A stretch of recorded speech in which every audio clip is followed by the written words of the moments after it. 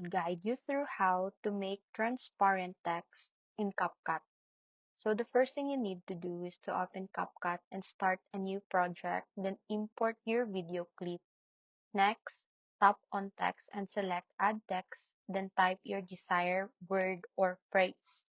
After that, go to style and choose a bold font so the effect is clearer. Now, head to opacity and lower it depending on how transparent you want your text to be. If you want a cut-out transparent effect instead of faded text, go to Overlay, then duplicate your main video layer.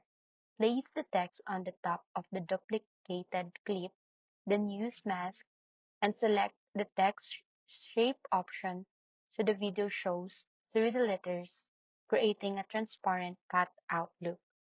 Adjust the feathering slightly for smoother edges.